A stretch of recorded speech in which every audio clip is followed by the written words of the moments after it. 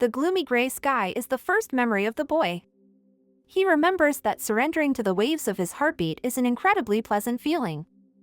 The boy enters an abandoned building. He thought it would be more atmospheric here, but he isn't scared at all since it's just a couple of steps from his home.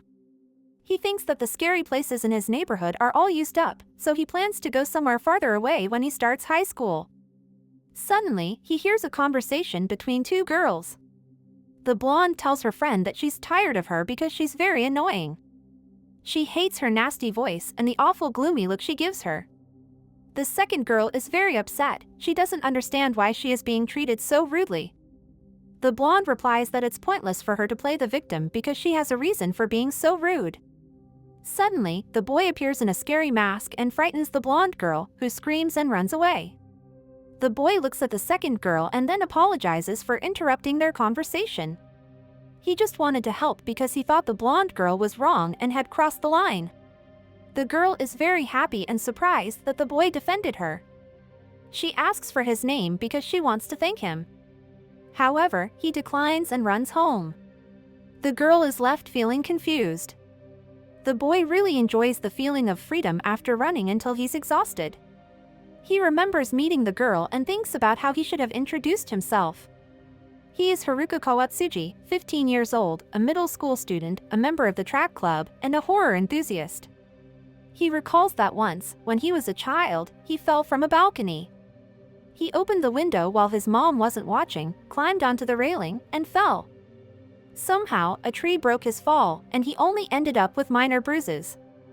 At least that's what he was told, because the boy doesn't remember anything except the fall itself. He felt his heart racing wildly. He felt incredibly alive. It seemed to him that he was born at that very moment. Worried for her son, his mother established one rule in the house: don't touch anything you could fall from. Haruka promised her he would follow that rule. After that incident, the boy fell in love with running, as it made his heartbeat faster. He was very curious and knew that monsters hide in dark places. He wondered if he would be scared of a monster if he encountered one. From that time until now, echoes of that very day push him forward. For him, it feels like some primal instinct. However, it doesn't matter whether it's adrenaline from running or fear from watching horror films. It all feels like pure falseness, weak attempts to cling to that very sensation. He lives an ordinary life but feels that reality is far away. The days are shrouded in haze. He wonders if he will ever experience that feeling again or not. 6 months later, Haruka introduces himself to the new students in his class, as he has transferred to high school from Mitsuji School. Suddenly, he notices that one of his classmates is the same girl he helped by scaring her friend. The girl says her name is Kisaki Tokano, and she transferred from the Meirai Girls' School. Kisaki approaches Haruka and thanks him again for his help. She can't believe they ended up in the same school.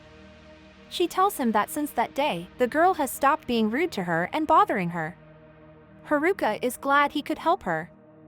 Unexpectedly, their teacher enters the classroom and tells the students to line up in the hallway according to their seat numbers for a group photo.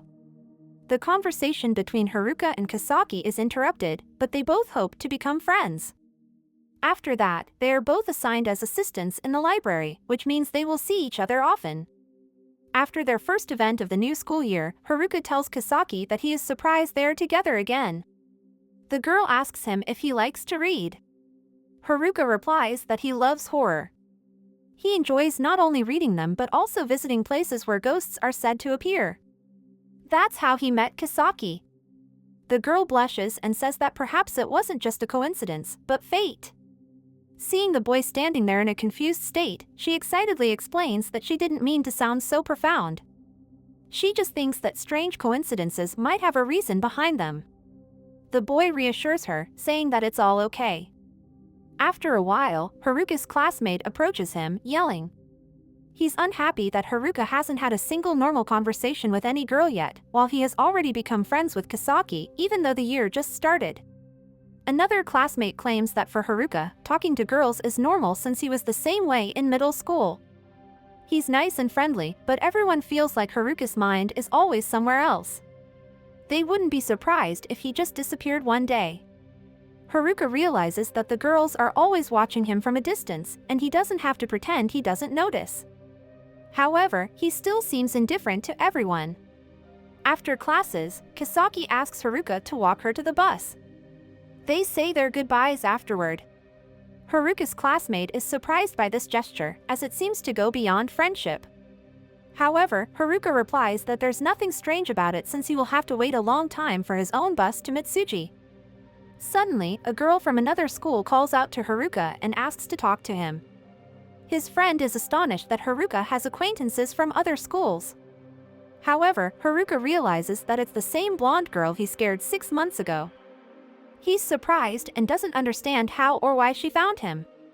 They head to the botanical garden, where the girl tells him that she has been looking for him every day to talk.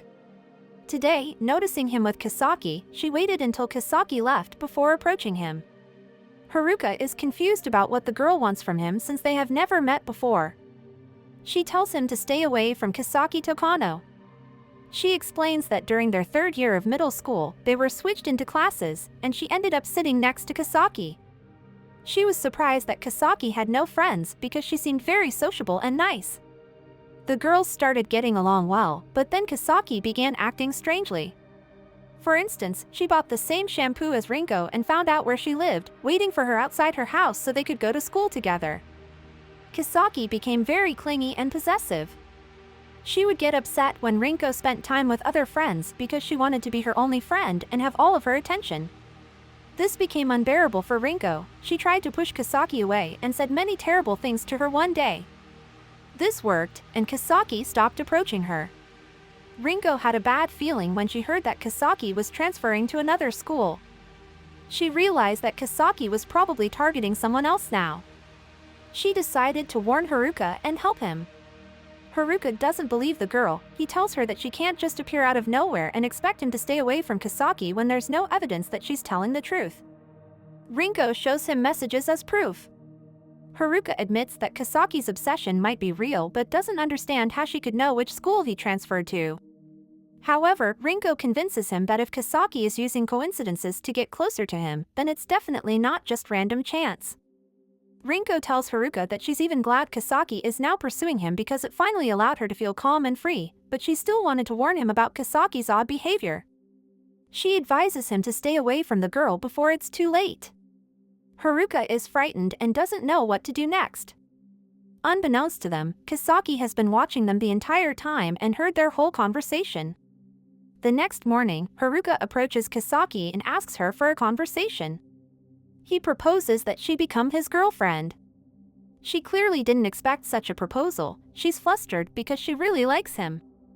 Haruka looks into her eyes and realizes that this girl can make his heart tremble with a primal sound.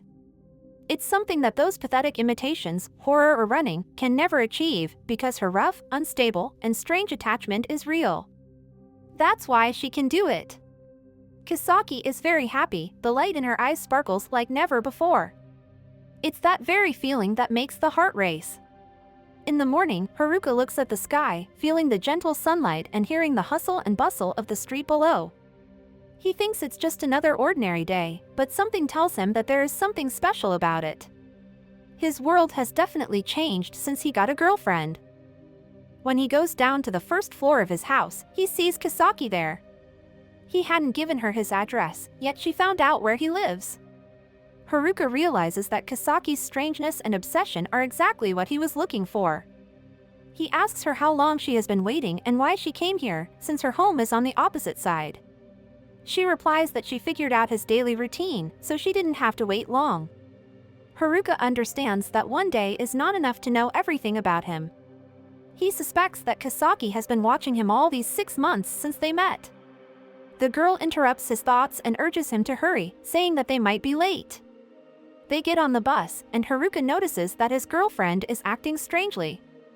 She is staring at him intently and hasn't moved since she sat down next to him. However, he likes it. He enjoys that Kisaki throws him off balance. He tells her that her gaze makes him a bit uncomfortable, and she blushes. He asks her why she asked him yesterday to start dating from tomorrow. Kisaki replies that she thought they should start their special first day on a positive note. She needed to prepare, or everything would go wrong. Then she tells Haruka that she has important matters after school today, so they won't be able to go back together. Haruka isn't upset because they will have plenty of opportunities to hang out together in the future. After classes, Kisaki comes to Rinko's house. The girl is surprised and scared since she hasn't seen her former friend since graduation. Kisaki tells her that she knows Rinko has been watching her to talk to Haruka. Rinko realizes that Kisaki overheard their conversation in the park, meaning she saw how Rinko warned him. Suddenly, Kisaki thanks Rinko. She tells her that yesterday Haruka asked her out, so it doesn't matter what Rinko did because she should be thanked for how things turned out. Kisaki knows that Rinko actually wanted to turn Haruka against her. However, she doesn't hold a grudge because everything ended up well. She calls Rinko a good and kind girl and tells her not to be afraid because Kisaki came just to thank her.